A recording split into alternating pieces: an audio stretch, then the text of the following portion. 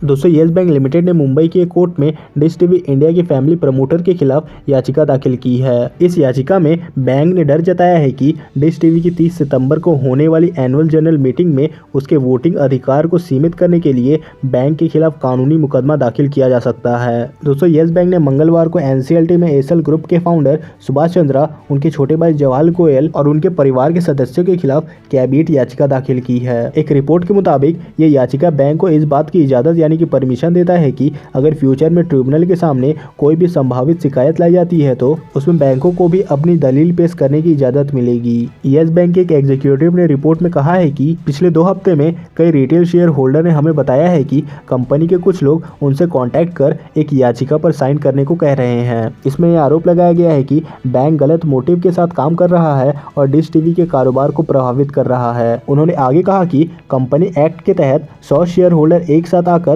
Court में शिकायत कर सकते हैं और हाल ही में देखा गया है कि कैसे नोएडा में एक पुलिस स्टेशन में शिकायत दर्ज करा हमारे वोटिंग डालने के अधिकार को रोकने की कोशिश की गई और हमें उस मामले में सुप्रीम कोर्ट तक का दरवाजा खटखटाना पड़ गया था और इसलिए हमने कैविएट याचिका दाखिल की है ताकि अगर ट्रिब्यूनल के सामने डिश टीवी से जुड़ी कोई भी भविष्य में शिकायत आती है तो ऑर्डर को डिसमिस करने से पहले हमारी दलील को भी जरूर सुना जाए। दोस्तों डिश टीवी और उसकी सबसे बड़ी शेयर होल्डर येस बैंक के बीच महीनों से जारी विवाद में ये कैविएट याचिका एक नया नाटकीय मोड़ है। डिश टीवी जहां कंपनी के एजीएम को अब तक 3 बार टाल चुका है, वहीं येस बैंक उसके खिलाफ कॉर्पोरेट मिसकंडक्ट का आरोप लगा रहा है। दोस्तों डिश टीवी से जब ये पूछा गया कि क्या कंपनी के लोग शेयर होल्डर से मिलकर येस बैंक के खिलाफ याचिका पर साइन कर रहे हैं, तो कंपनी के एक सीनियर ऑफिसर ने कहा कि कंपनी को ऐसे किसी भी याचिका के बारे में कोई भी जानकारी नहीं है और कंपनी ने ऐसे किसी भी गतिविधि को करने के लिए किसी एजेंसी को काम पर नहीं रखा है और न ही कंपनी ऐसी गतिविधि में शामिल है। दोस्तों डिश टीवी का एजीएम 30 दिसंबर को होने वाला है और ये एजीएम